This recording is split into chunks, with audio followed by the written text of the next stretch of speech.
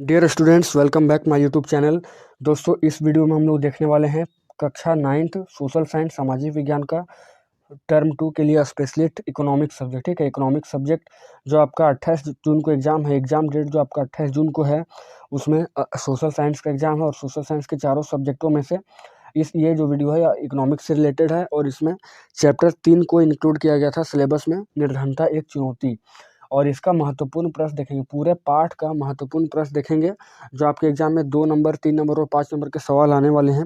उसमें इस चैप्टर से भी बहुत सारे सवाल इस नोट से मिलेंगे, तो मेरे इस नोट्स को अगर आप देख लेते हैं तो एक भी सवाल आपका बाहर नहीं जाएगा 9th क्लास के टर्म 2 वाले एग्जाम में। ठीक है, तो चलिए वीडियो को स्टार्ट करते हैं। देख सकते हैं यहाँ पर आप, पाठ का नाम क्या है, निर्धनता एक चुनौती, महत्वपूर्ण प्रश्न, और पार्ट 3 है इकोनॉमिक्स। ठीक है, क्लास 9th इकोनॉमिक्स।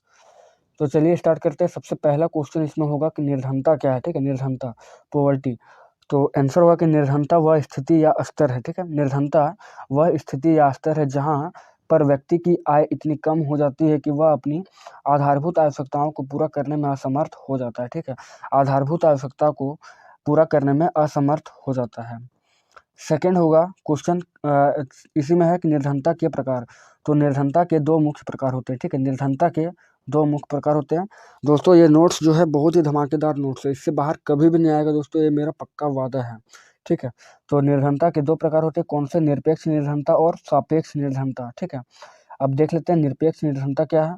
तो निरपेक्ष निर्धनता से तात्पर्य उस स्तर से है जहाँ व्यक्ति अपनी आधारभूत आवश्यकताओं जैसे रोटी, कपड़ा और मकान को पूरा करने में सक्षम नहीं हो पाता है। ये क्या हुआ? निरपेक्ष निर्धनता। सेकंड होगा सापेक्ष निर्धनता। तो सापेक्ष निर्धनता का आकलन दो या दो से अधिक राष्ट्रों के मध्य किया जाता है। ठीक है, सापेक्ष का जैसे भारत है और यूएन हो जाएगा, या तो भारत और यूएस हो जाएगा। ठीक है, उन सभी दो, मतलब ये बायलैटरल है, द्विपक्षीय। इसमें मध्य दो राष्ट्रों के बीच किया जाता है। इसमें देश में रहने वाले प्रत्येक व्यक्ति का आकलन करके देश की निर्धनता का अनुमान लगाया जाता है। नेक्स्ट क्वेश्चन है, निर्धनता के प्रमुख कारण का उल्लेख करें। ठीक है, निर्धनता के प्रमुख कारण। नेक्स्ट टॉपिक, तो निर्धनता के निम्न प्रमुख कारण है। सबसे पहले सामाजिक कारण।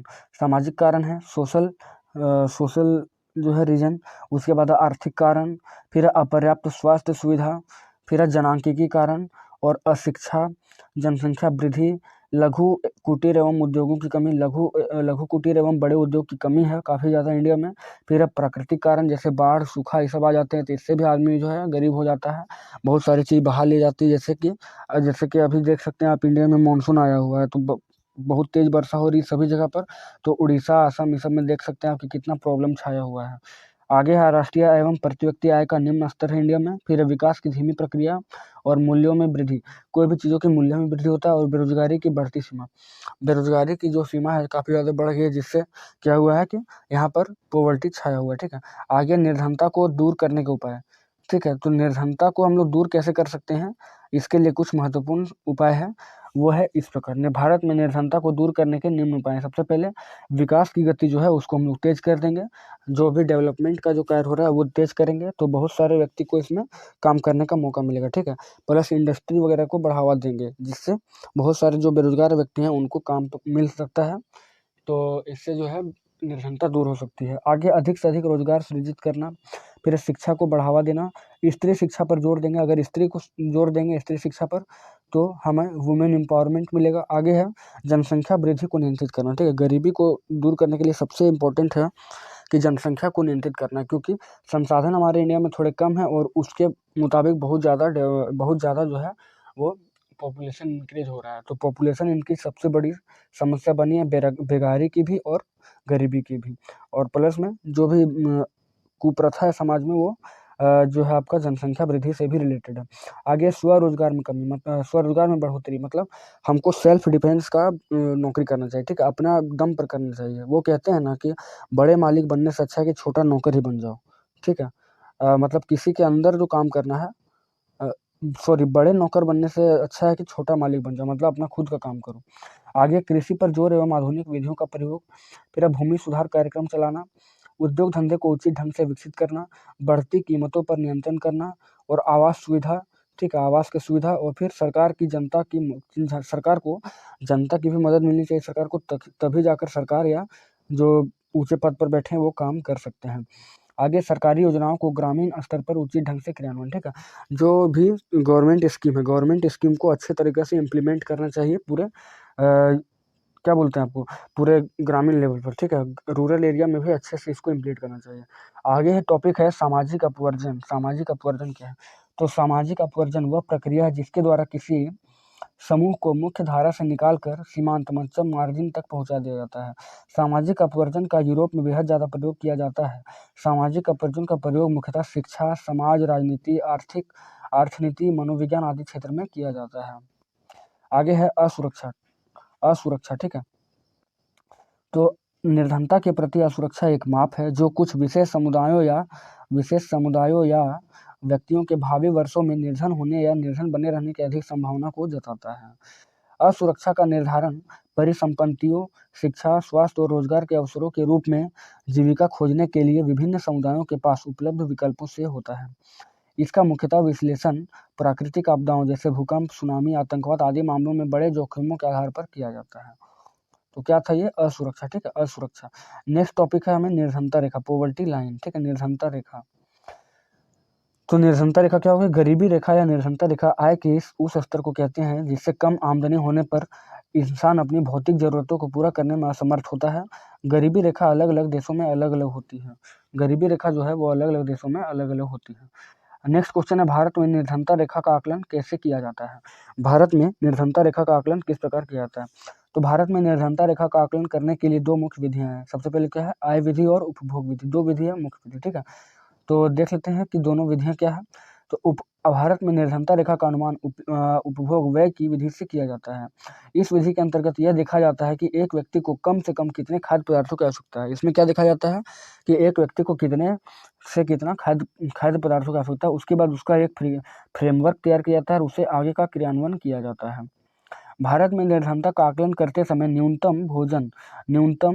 न्यूनतम चीजें जैसे भोजन, कपड़ा, ईंधन, जूता, बिजली, शैक्षिक एवं चिकित्सीय आवश्यकताओं को ध्यान में रखा जाता है। खाद्य आवश्यकता का सूत्र मुख्य कैलोरी पर आधारित होता है। भारत में स्वीकृत कैलोरी की आवश्यकता ग्रामीण क्षेत्रों में प्रति व्यक्ति 2400 कैलोरी व शहरी क्षेत्रों में प्रति व्यक्ति 2100 कैलोरी निर्धारित की गई है। मौद्रिक अवस्था में इसका मूल्यांकन जो है ग्रामीण क्षेत्रों में 816 रुपये प्रति माह एवं शहरी क्षेत्रों में लोगों के लिए 1000 रुपये प्रति माह डिसाइड किया गया, ठीक है, 1000 रुपये प्रति माह। नेक्स्ट क्वेश्चन है, क्या आप समझते हैं कि निर्धनता आकलन का वर्तमान तरीका सही है? तो देखते हैं कि इसमें क्वेश्चन है कि क्या आपको लगता है कि निर्धनता जो आकलन का तरीका है अभी वो एकदम सही है? तो जी हाँ, ये बिल्कुल सही है। हाँ, इसका आंसर होगा कि हाँ, हमारे विचार में निर्धनता का आकलन का वर्तमान तरीका बिल्कुल सही है। हमारा देश विकासशील देश है, अभी भी डेवलप कर ही रहा है, इसको डेवलपिंग कंट्री बोल सकते हैं। इसलिए यहाँ की न्यूनतम आवश्यकताओं में व्यक्ति की दिन प्रतिदिन की आवश्यकताओं को ध्यान में रखना चाहिए, ठीक है। यहाँ का जो डेली यूज में जो है, क्योंकि अभी हमारा इंडिया जो है कि डेवलपिंग कंट्री, ठीक है, तो यहाँ पर उतना भी प्रति व्यक्ति आय नहीं है, इसलिए क्या करना चाहिए यहाँ पर कि दैनिक जो आवश्यकता है इसको ध्यान में रखना चाहिए। आगे होगा इसी में आगे कि आज भारत में ऐसे अनेक तबके के लोग हैं जहां उनको उचित तरीके से एवं 2 वक्त की रोटी तक नसीब नहीं हो पाती। इसलिए निर्धनता रेखा का आकलन करते समय व्यक्ति की सही मूलभूत आवश्यकताओं को ध्यान में रखना चाहिए। इस प्रकार कहा जा सकता है कि वर्तमान में जो निर्धनता आकलन का तरीका है वह बिल्कुल करेक्ट है। नेक्स्ट क्वेश्चन है, भारत में 1973 से निर्धनता की प्रवृत्तियों की चर्चा करें। तो भारत में निर्धनता अनुपात में वर्ष 1973 में लगभग 55% से वर्ष 1993 में 36% तक महत्वपूर्ण गिरावट आई है। वर्ष 2000 में निर्धनता रेखा के नीचे के निर्धनों का अनुपात और भी गिरकर 26% पर आ गया है। यदि यही प्रवृत्ति रही तो अगले कुछ वर्षों में निर्धनता रेखा से नीचे लोगों की संख्या 20% से भी नीचे आ जाएगी। नए अनुमान से निर्धनों की संख्या में कमी लगभग 20 करोड़ की गिरावट का संकेत दे रही है। नेक्स्ट क्वेश्चन है, उन सामाजिक और आर्थिक समूहों की पहचान करें जो भारत में निर्धनता के समक्ष निरुपाय है, ठीक है, मतलब असहाय है।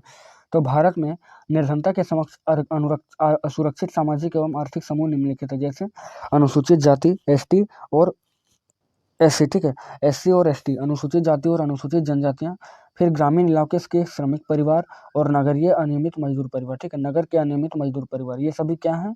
तो खाद्य की दृष्टि से और भी निरूपाय हैं, ठीक है। नेक्स्ट क्वेश्चन है, भारत में अंतर्राज्यीय निर्धनता में विभिन्नता के कारण बताइए। भारत में अंतर्राज्यीय निर्धनता में विभिन्नता के कारण बताइए। तो होगा कि भारत में अंतर्राज्यीय निर्धनता में विभिन्नता के निम्न कारण हैं। कौन कौन से कारण हैं? तो क्या होगा कि यह असमानता ब्रिटिश औपनिवेशिक काल से ही भिन्न भिन्न रही है। राज्य सरकारों द्वारा हस्तशिल्प, कृषि, घरेलू उद्योग और वस्त्र उद्योग की उपेक्षा की गई है। आगे सिंचाई और हरित क्रांति के प्रसार से कृषि क्षेत्र में रोजगार के अनेक अवसर सृजित हुए, लेकिन इनका प्रभाव भारत के कुछ भागों तक ही सीमित रहा, जैसे पंजाब, उत्तर प्रदेश, हरियाणा, इस सब में। ठीक है, पूरे इंडिया में हरित क्रांति का जो है विस्तार नहीं हो पाया था। आगे सार्वजनिक और निजी दोनों क्षेत्रों में कुछ रोजगार उपलब्ध कराए गए हैं। फिर भारत में अधिक जनसंख्या घनत्व वाले राज्यों जैसे असम, उड़ीसा, बिहार, मध्य प्रदेश, यूपी एवं भूमि संसाधनों की कमी निर्धनता का एक प्रमुख कारण रहा। ठीक है, तो क्या हुआ है कि उड़ीसा, बिहार, मध्य प्रदेश, उत्तर प्रदेश में भूमि संसाधन की कमी हुई है, जो कि निर्धनता का एक सबसे मुख्य कारण है। नेक्स्ट क्वेश्चन है, निर्धनता को दूर करने के लिए सरकार द्वारा किए गए किन्हीं 3 गैर निर्धनता उन्मूलन कार्यक्रमों का वर्णन करें। तो सबसे पहले निर्धनता को देख लेते हैं। जो जब व्यक्तियों के पास उनके जीवन जीने के लिए जो मूलभूत आवश्यकताओं की पूर्ति नहीं होती है, उस स्थिति को पॉवर्टी यानी निर्धनता कहा जाता है। निर्धनता को दूर करने के लिए सरकार द्वारा निम्न कार्यक्रम चालू किए गए हैं। कौन कौन से? तो प्रधानमंत्री रोजगार योजना, जो 1993 में लागू किया गया। आगे ग्रामीण रोजगार सृजन कार्यक्रम, जो 1995 में लागू किया गया। और आगे राष्ट्रीय ग्रामीण रोजगार गारंटी अधिनियम 2005, नरेगा बोलते हैं इसको, MG नरेगा। अब इसका उद्देश्य क्या है? निर्धनता को दूर करने के लिए सरकार कार्यक्रम तो चला दिया, लेकिन इसका उद्देश्य क्या है? तो ग्रामीण क्षेत्रों में रोजगार की बढ़ोतरी करना, फिर ग्रामीण क्षेत्रों को जो है ग्रामीण क्षेत्रों के मजदूर हैं उनको सशक्त बनाना, और आत्मनिर्भर बनकर दूसरे पर आश्रित होने की भावना को खत्म करना। नेक्स्ट है, किन कारणों से चीन तथा दक्षिण पूर्व एशिया के देशों में काफ़ी मात्रा में निर्धनता कम हुई है? ठीक है, किन कारणों से चीन तथा दक्षिण पूर्वी एशिया के देशों में काफ़ी मात्रा में निर्धनता कम हुई है? तो तीव्र गति से आर्थिक समृद्धि तथा मानव संसाधन विकास में अधिक मात्रा में निवेश करने से चीन तथा दक्षिण पूर्व एशिया के देशों में काफ़ी ज़्यादा निर्धनता कम हुई। क्या हुआ था कि तीव्र गति से आर्थिक समृद्धि तथा मानव संसाधन विकास में अधिक मात्रा में निवेश किया गया और वहाँ की जो है जनसंख्या को नियंत्रित किया गया। ठीक है, इसलिए वहाँ पर जो है निर्धनता को कम किया जा सका है। आगे क्वेश्चन है, मानव निर्धनता से आप क्या समझते हैं? तो मानव निर्धनता से अभिप्राय कि व्यक्ति को निर्धन तब माना जाता है यदि उसका आय या उपभोग स्तर किसी ऐसे न्यूनतम स्तर से नीचे गिर जाए जो मूल आवश्यकताओं जैसे भोजन, कपड़ा और आवास को पूरा करने के लिए आवश्यक है। अर्थात वह व्यक्ति निर्धन है जो इन जीवन निर्वाह के लिए आवश्यक मूलभूत जरूरतों को पूरा नहीं कर पा रहा है, उसे कहा जाता है मानव निर्धनता। ठीक है, आगे निर्धनता में भी सबसे निर्धन कौन है? इंपॉर्टेंट क्वेश्चन है, निर्धनता में भी सबसे निर्धन कौन है? तो महिला, बच्चे, विशेषकर लड़कियां और वृद्ध लोग निर्धनों में सबसे निर्धन है, क्योंकि इनके पास अपना आय कुछ नहीं होता है और ये परिवार के अन्य लोगों पर आश्रित होते हैं, इसलिए इन्हें गरीब कहा जाता है। आगे निर्धनता उन्मूलन कार्यक्रम क्या है? तो ऐसी वह सभी कार्यक्रम जिसमें जरूरतमंदों की बिल्कुल सीधे तौर पर सहायता की जाती है, उन्हें गरीबी उन्मूलन कार्यक्रम कहा जाता है। इसमें क्या किया जाता है कि जो भी जिनको जरूरत है उनको एक सीधे तौर पर सरकार के द्वारा मदद किया जाता है। ठीक है, आगे है राष्ट्रीय काम के बदले अनाज कार्यक्रम क्या है? तो इस योजना को 2004 में देश के सबसे पिछड़े 150 जिलों में लागू किया गया था। ठीक है, तो राष्ट्रीय काम के बदले अनाज कार्यक्रम जो है 2004 में शुरू किया गया और सबसे पहले देश के 150 पिछड़े जिलों में लागू किया था। इस कार्यक्रम में ग्राम के सभी ऐसे निर्धन व्यक्ति आते हैं जो अनुकूल शारीरिक काम करने के इच्छुक होते हैं। ऐसे मजदूरों को काम पर करवाया जाता है और उनका चयन करके काम करवाया जाता है और उनको फिर अनाज दिया जाता है। ठीक है, पैसा नहीं बल्कि अनाज दिया जाता है, जो अनुकुशल शारीरिक काम करने के लिए इच्छुक होते हैं। ठीक है, उनको। आगे है नरेगा। ठीक है, राष्ट्रीय ग्रामीण रोजगार गारंटी अधिनियम नरेगा, MG नरेगा 2005 की मुख्य विशेषताएं क्या है? काफी इंपॉर्टेंट क्वेश्चन है, ये तो एकदम एक्सपेक्टेड है कि क्वेश्चन आ भी सकता है एग्जाम में। तो देख लेते हैं, राष्ट्रीय ग्रामीण रोजगार गारंटी अधिनियम 2005, तो यह मांग आधारित रोजगार कार्यक्रम है। ठीक है, यह मांग आधारित रोजगार कार्यक्रम है।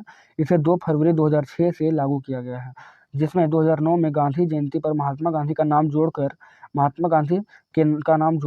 क्या किया गया? इसमें महात्मा गांधी ग्रामीण रोजगार गारंटी अधिनियम MG नरेगा कर दिया गया इसे। आगे है कि नरेगा की क्या विशेषता है? ठीक है, तो देखिए कि नरेगा की विशेषता क्या है कि सबसे पहले 200 जिलों में प्रत्येक परिवार को साल में 100 दिन के रोजगार की गारंटी देता है ये। उसके बाद यह योजना 1/3 रोजगार महिलाओं के लिए आरक्षित है, रोजगारी महिलाओं। ठीक है, यह योजना 1/3 रोजगारी महिलाओं के लिए क्या किया गया? आरक्षित, मतलब ज़्यादा से ज़्यादा काम महिला लोग को मिलेगा। आगे केंद्र सरकार राष्ट्रीय ग्रामीण रोजगार गारंटी कोष भी स्थापित करेगी इसके लिए। आगे 15 दिनों के अंदर रोजगार मुहैया अगर नहीं होता है तो बेरोजगारी भत्ता मिलेगा। अगर आपका कार्ड बन गया है, ठीक है, श्रम कार्ड और जो लेबर कार्ड, उसके बाद भी अगर 15 दिन तक आपको अगर नहीं मिल रहा है कुछ काम, तो बेरोजगारी भत्ता आपका स्टार्ट हो जाएगा। फिर है गरीबी आजीविका में इससे बढ़ोतरी होगी और पंचायती राज संस्थाओं का सुदृढ़ीकरण होगा। पंचायती राज संस्थाओं का आगे 5 किलोमीटर से अधिक दूरी होने पर मिलता है परिवहन भत्ता। इसमें क्या मिलता है? परिवहन भत्ता मिलता है। फिर रोजगार के दौरान किसी कामगार की मृत्यु हो जाती है तो परिवार को दिया जाता है 25,000 रुपये का मुआवजा। आगे देश की अर्थव्यवस्था और उत्पादकता पर सकारात्मक प्रभाव पड़ेगा एमजी नरेगा से, ठीक है। और ये वोकल फॉर लोकल भी काफ़ी इंपॉर्टेंट हो जाएगा ये एमजी नरेगा। नेक्स्ट क्वेश्चन है, भारत में निर्धनता में अंतर्राज्यीय असमानताओं का विवरण दें। तो भारत में निर्धनता का अंतर्राज्यीय असमानता का विवरण निम्न तालिका द्वारा प्रस्तुत किया सकता है। ये तालिका दिया गया है कि भारत के राज्यों में निर्धनता अनुपात कितना है। तो 2011 के जनसंख्या के अनुसार देख सकते हैं, इसमें जनगणना के अनुसार। तो राज्य में देख सकते हैं बिहार में कितना निर्धनता अनुपात है? 33.7%। उड़ीसा में 32.6, असम में 31.9, मध्य प्रदेश में 31.7, उत्तर प्रदेश में 29.4। तो ये जो है पूरा देख लेंगे आप लोग एक बार अच्छे से। तो ये रहा पूरा लिस्ट, ठीक है, ये पूरा लिस्ट है निर्धनता अनुपात का पूरे इंडिया में, ठीक है। तो ये काफ़ी इंपॉर्टेंट फिगर है, इसको आप लोग देख लेंगे यहाँ से। नेक्स्ट अंतिम सवाल देख लेते हैं। अंतिम सवाल होगा कि वैश्विक निर्धनता की प्रवृत्तियों की चर्चा करें। तो वैश्विक निर्धनता को निम्न तरीके से प्रस्तुत किया जा सकता है। क्या किया जा सकता है कि विकासशील देशों में निर्धन लोगों का अनुपात काफ़ी अधिक है।